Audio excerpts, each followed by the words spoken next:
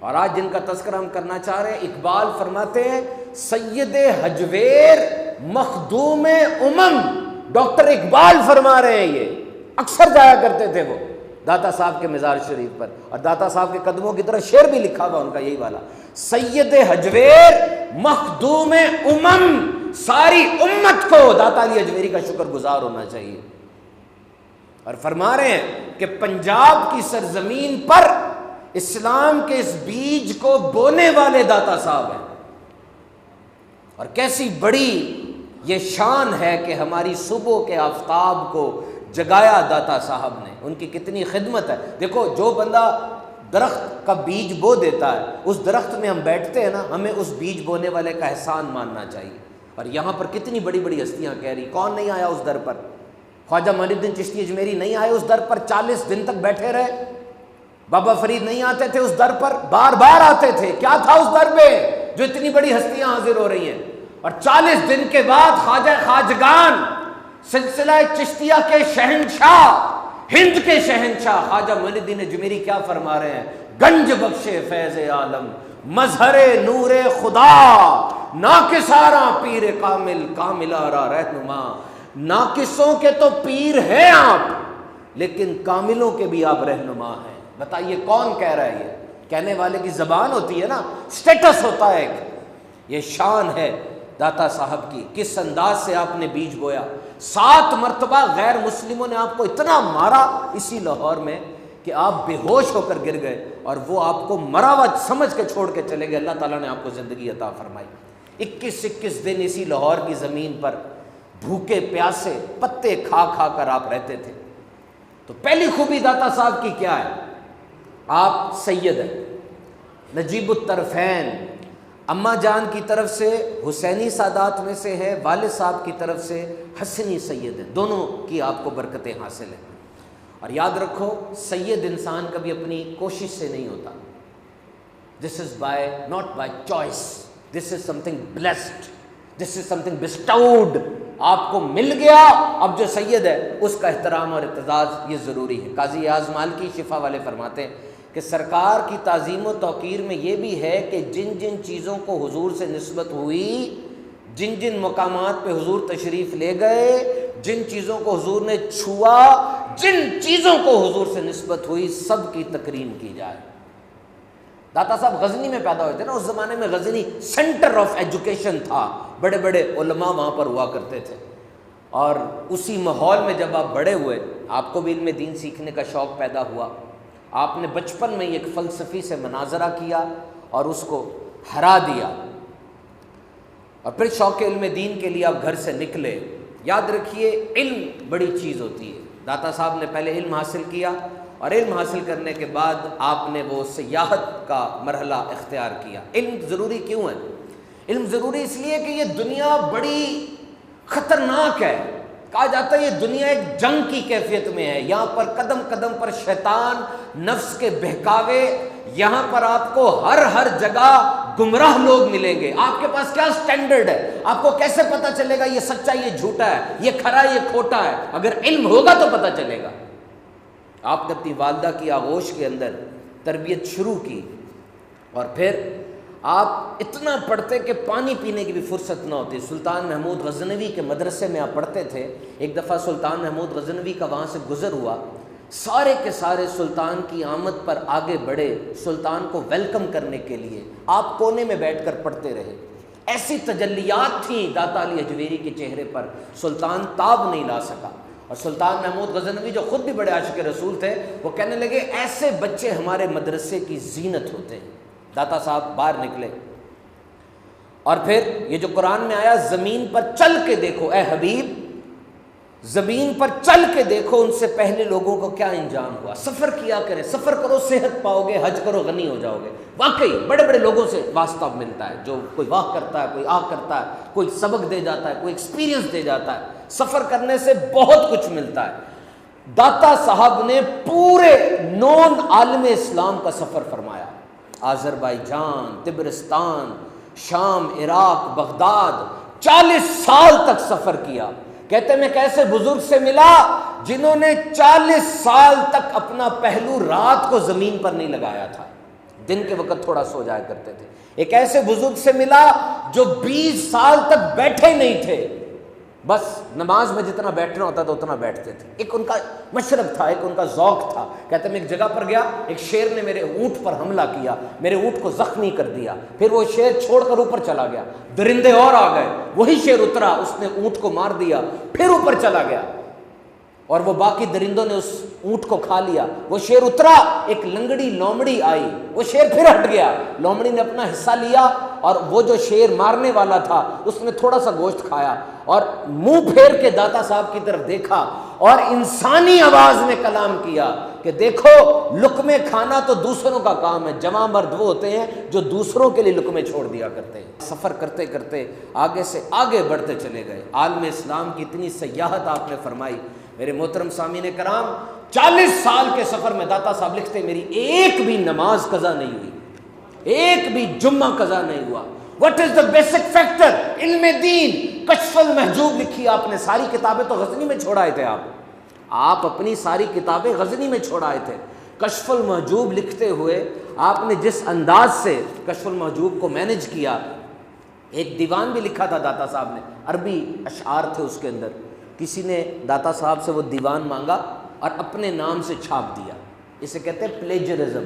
ابھی پاکستان میں ایسا قانون نہیں آیا، ویسے دوسرے ملکوں میں خاص طور پہ یو کے میں جو پی ایچ ڈی کرتے ہیں ان کو ایک حلف نامہ لکھنا پڑتا ہے۔ حلف نامہ یہ ہوتا ہے کہ میں کسی کی کاپی نہیں کروں گا، میں نیا ایجاد کروں گا۔ جس طرح آٹومن امپائر میں، سلطنت عثمانیہ میں جو اسکول بنتے تھے نا، ان اسکولوں کے باہر ایک اسٹیٹمنٹ لکھی ہوتی تھی، ایک تحریر لکھی ہوتی تھی، Here birds are not taught to swim and fish are not taught to fly۔ یہاں پر اسکول میں پرندوں کو یہ نہیں سکھایا جاتا کہ وہ تیرے، اور مچھلی کو یہ نہیں سکھایا جاتا کہ وہ اڑے۔ ذہین ترین استاد شاگرد کی ذہانت اور قابلیت کا اندازہ لگاتے تھے، یہ اسپیس سائنس کا ماہر ہے، یہ اسٹرانومی کا ماہر ہے، اس کو بایولوجی میں دلچسپی ہے، یہ میتھمیٹکس میں اچھا ہے۔ جو بچہ جس میدان میں اچھا ہوتا تھا اس کو وہاں پر لے جایا کرتے تھے۔ داتا صاحب کی اس کتاب پہ اس نے اپنا نام لکھا اور چھاپ دیا، وہ کفر کی حالت میں مرا تھا۔ کشف المحجوب شاہکار ہے، 232 آیات، 134 احادیث ہیں اس کے اندر، 1,00,000 سے زیادہ لفظ ہیں داتا صاحب کے۔ دنیا تصوف کی عظیم ترین کتاب یہ علم ہے۔ فرمایا فقر کی دنیا میں قدم رکھتے ہو، علم کے بغیر نہیں رکھ سکتے۔ آج تم دربار شریف کے حوالے پہ اعتراض کرتے ہو، چند جاہلوں کے عمل کو تم جواز مت بناؤ۔ امام شافعی جایا کرتے تھے امام اعظم ابو حنیفہ کے دربار پر، جب آپ کو کوئی حاجت ہوتی 2 رکعت پڑھتے، حاجت کی دعا مانگتے، حاجت قبول ہو جایا کرتی تھی۔ داتا صاحب بایزید بستامی رضی اللہ تعالیٰ کے مزار پر گئے تھے۔ Don't put blame on the entire school of thought. ان بزرگان دین کی اہمیت کیا ہے؟ سب سے بڑھ کر یہ بزرگان دین علم والے تھے، علم حاصل کیا انہوں نے، علم کو پھیلایا، اور یہ ایکوزیشن تھی حضور داتا صاحب کی۔ کرامات بھی ہوتی ہیں، ایسا نہیں ہوتا کرامات نہیں ہوتی، کیوں؟ کبھی کبھار اپنی رٹ دکھانا ضروری ہو جاتا ہے۔ ایس ایچ او نا علاقے کا، ڈی ایس پی صاحب ہو علاقے کے، کوئی ان کی بات نہ مانے، وہ اپنی رٹ دکھاتے ہیں کہ دیکھو میری اہمیت ہے۔ آپ کا پروفیسر ہو، آپ کا باس ہو، آپ اس کی بات نہ مانے، دکھاتا ہے نا وہ کہ میں باس ہوں، دکھاتا ہے نا، وہ دکھاتا ہے میں باس ہوں۔ اور کبھی کبھار سامنے والے اتنے ڈھیٹ ہوتے ہیں، ان کے دل اتنے سخت اور کالے سیاہ ہوتے ہیں کہ اللہ کے ولی کو اللہ نے جو طاقت دی ہوتی ہے وہ طاقت دکھاتے ہیں، پھر اسے کرامت کہا جاتا ہے۔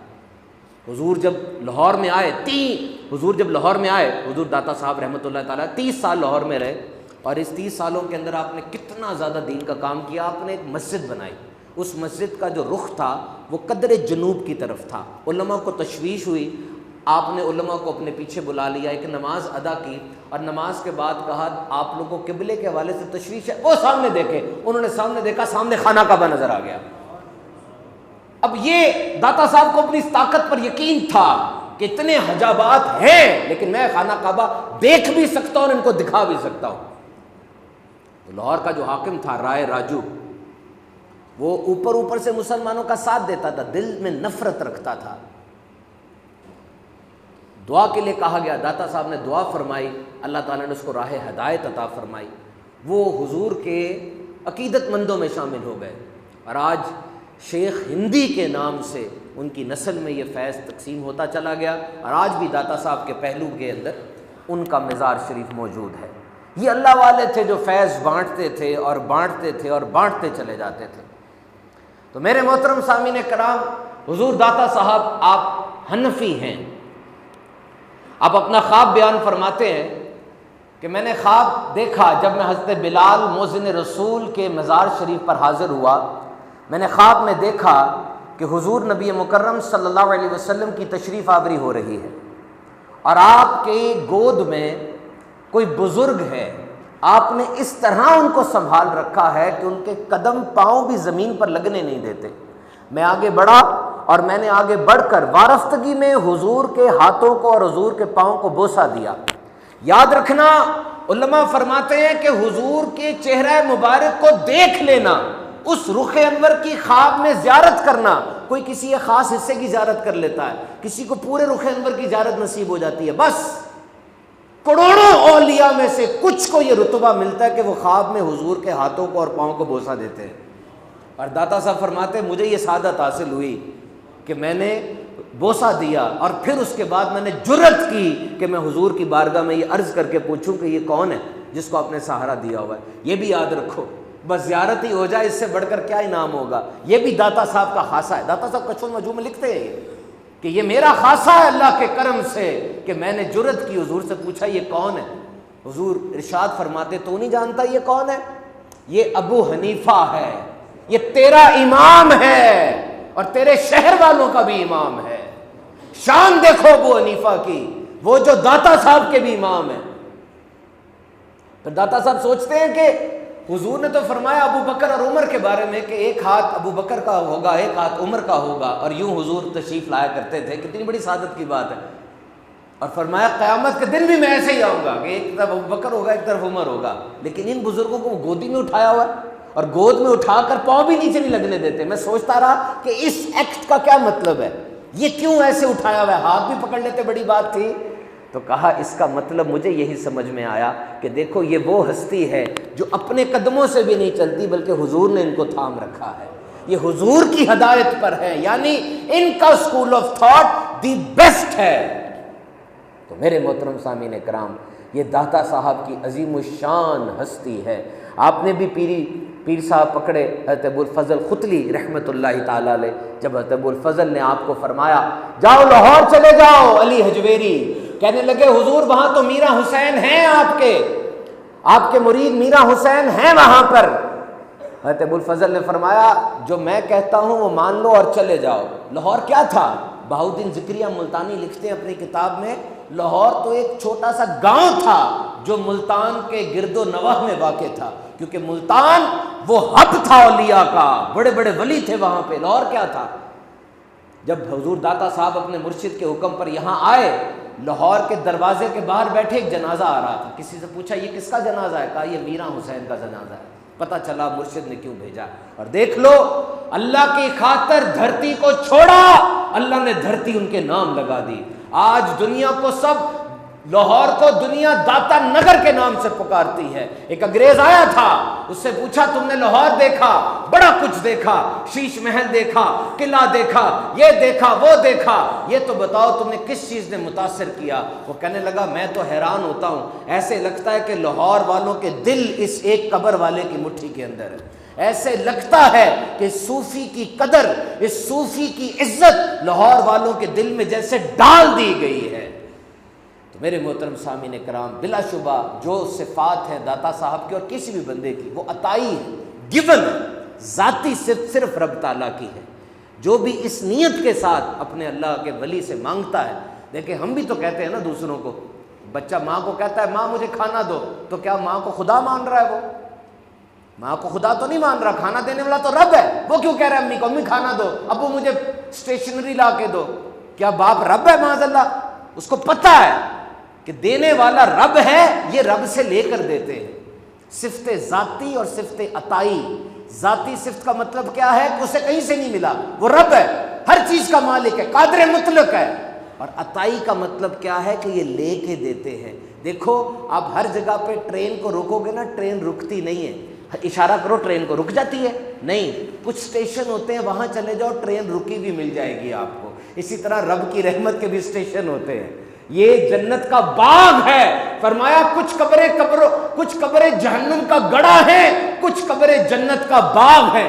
کیسے ہو سکتا ہے کہ بابا فرید، خواجہ معین الدین چشتی اجمیری، نظام الدین اولیاء وہ جنت کے باغ کی سیر کرنے نہ آئے؟ میں اپنی بات نہیں کرتا، آپ کی بات نہیں کرتا، کسی دنیا کے مولوی کی بات نہیں کرتا. میں ان کی بات کر رہا ہوں جن کے ہاتھ سے 90,000 کافروں نے اسلام قبول کیا تھا. وہ جنت کے باغ کی سیر کو آئے ہوں گے نا. تو کوشش کیجئے گا اپنے کانسیپٹس کو ٹھیک